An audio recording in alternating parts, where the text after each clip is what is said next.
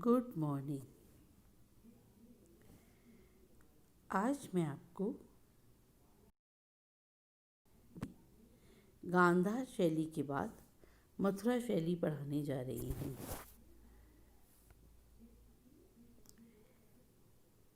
मथुरा शैली कुषाण राजाओं के समय गांधार की ही भांति मथुरा भी मूर्ति कला का एक प्रमुख केंद्र था। इस काल में की असंख्य मूर्तियाँ मथुरा से प्राप्त हुई हैं और अधिकांशतः सभी मथुरा के म्यूजियम में सुरक्षित हैं।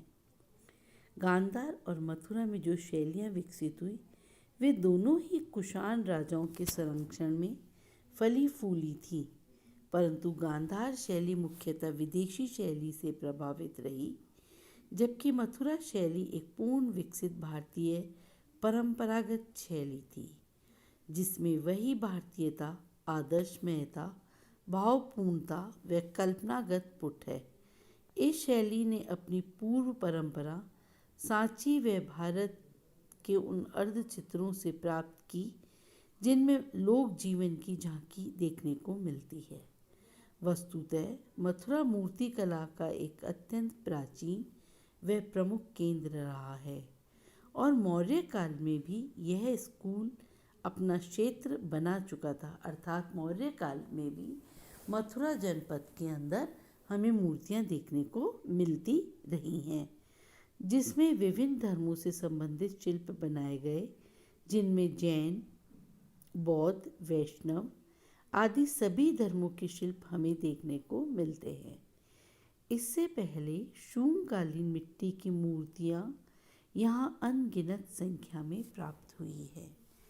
इससे भी पहले शेषुनाग तथा नंद वंश की यक्ष और राजाओं की मूर्तियां मथुरा शैली में प्राप्त हो चुकी है। कहने का तात्पर्य ये है कि मथुरा जनपद एक ऐसा जनपद था जहाँ कला का विकास मौर्य काल से ही हमें देखने को मिलता है, लेकिन कुषाण काल में आकर यह बहुत अधिक फला फूला और प्रसिद्ध हुआ। कुषाण राजाओं के समय इस शैली का प्रारंभिक रूप ही दिखाई देता है, परंतु यहीं से भारतीय मूर्तिकला के स्वर्ण युग का प्रारंभ होता दिखाई देता है, जो गुप्त काल तक आते आते बरहुत की यक्ष यक्षिणियाँ, वृक्षिका, स्तूपों, बोधि वृक्षों आदि अवयवों के साथ साथ अब मूर्तियों के विषय में बुद्ध की खड़ी हुई मूर्ति व पद्मासन लगाई हुई प्रतिमाएं भी सम्मिलित हो जाती हैं। इनमें गांधार शिल्प का कोई प्रभाव नहीं है, यानी मथुरा शैली की मूर्तियों में हम देखेंगे कि गांधार शैली का कोई प्रभाव हमें दिखाई नहीं देता। इसी कारण मथुरा शिल्प में भी भगवान बुद्ध का साकार रूप सर्वश्रेष्ठ ढंग से दिखाई देता है। ऐसा नहीं है कि गांधार में मूर्ति शिल्प बनने लगे हैं तो उनकी देखा देख मथुरा में भी बनने लगे, बल्कि मथुरा में बिल्कुल पृथक, मथुरा में भी बुद्ध मूर्ति दिखाई देती है, लेकिन उसका स्वरूप बिल्कुल पृथक रहा है। मथुरा शैली की ये बुद्ध मूर्तियाँ भारतीय कला की अमूल्य निधियाँ समझी जाती हैं। मथुरा मूर्तिकला के विषय।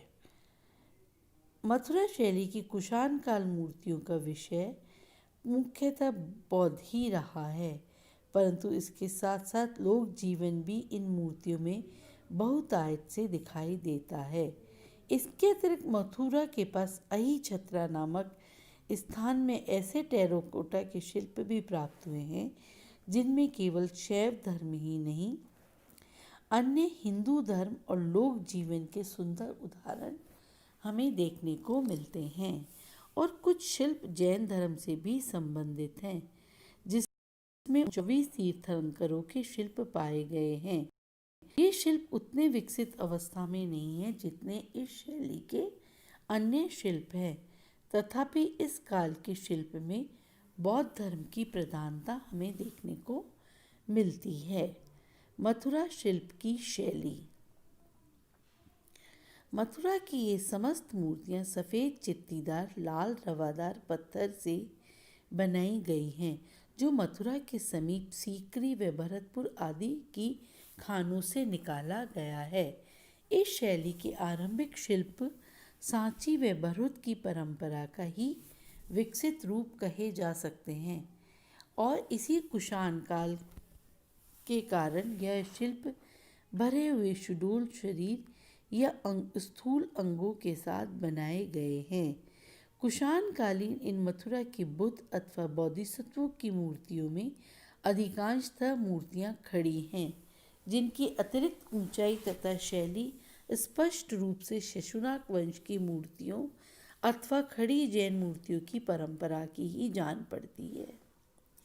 इसी प्रकार पद्मासन की भी मूर्ति वही है जो मोहनजोदड़ो की परंपरा से होती हुई जैन मूर्तियों में चलकर आई है।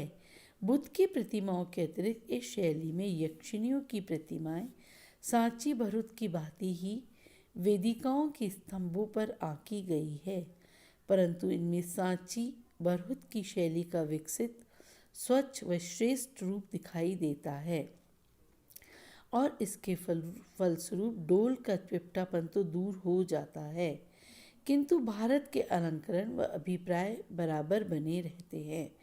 इस शिल्प के अंगों में गोलाई बढ़ती हुई नजर आती है और आकृतियों का गठन मापक रूप से होने लगता है।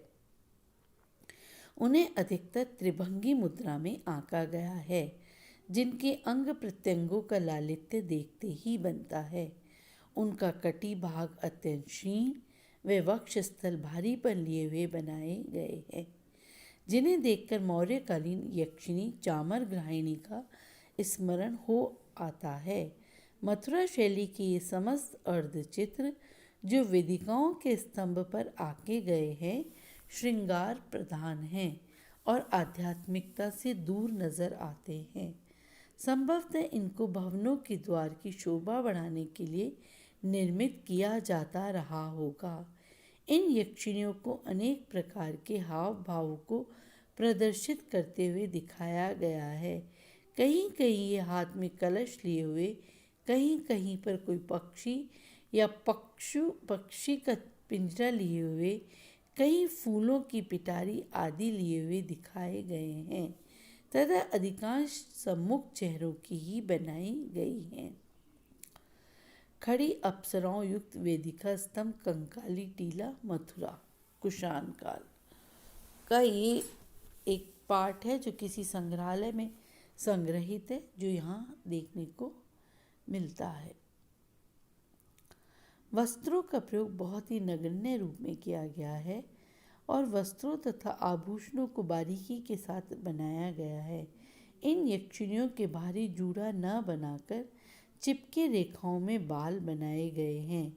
इनके शरीर का ऊपरी भाग सर्वथा विवस्त्र है व शरीर के अंगों पर वे इतने कम वस्त्र पहने हुए बनाई गई हैं कि कभी कभी नग्न होने का भ्रम होने लगता है। उनके कुछ आभूषणों से हम ये जान सकते हैं कि इन पर भारतीय लोक कला का प्रभाव या स्थानीय लोक कला का प्रभाव स्पष्ट है और मथुरा की इन मूर्तियों से उस काल की स्त्रियों के पहनावे व आभूषणों के विषय में जान पाते हैं। पुरुष मूर्तियों को नीचे के भाग में धोती पहने हुए दिखाया गया है तथा दाहिने अथवा बाईं और एक गांठ बांधी जाती थी। जिनमें मथुरा शैली के इन शिल्पों को चाहे वह बुद्धियों अथवा यक्षिणियों के नाम से ही नहीं खोदा गया है, इनको गोलाई देते हुए अधिक गहराई तक खोदा गया है। इस प्रकार मथुरा के शिल्पों की शैली में किसी कवि की कल्पना सी दिखाई पड़ती है। केवल श्रृंगार रस और आनंद से परिपूर्ण है ये, जो स्वर्ग की अप्सराओं के रूप से मानवीय गुणों से परिपूर्ण है। विशेषताएं: मथुरा की अनेक प्रतिमाएं भिन्न भिन्न बौद्ध केंद्रों से प्राप्त हुई हैं। इस शैली की बौद्ध प्रतिमाओं की अपनी विशेषताएं रही है, जिससे वे आसानी से पहचानी जा सकती है। यथा इनमें बुद्ध बलिष्ठ अंकित किए गए हैं। उनके मस्तक पर केश भी अंकित नहीं किए गए हैं, यद्यपि वे कहीं कहीं अंकित किए गए हैं तथा छोटे छोटे मोटे मोटे रूपों में दिखाए गए हैं। अब मैं इसका आपके आगे का भाग अपने अगले वीडियो में बताऊंगी। धन्यवाद।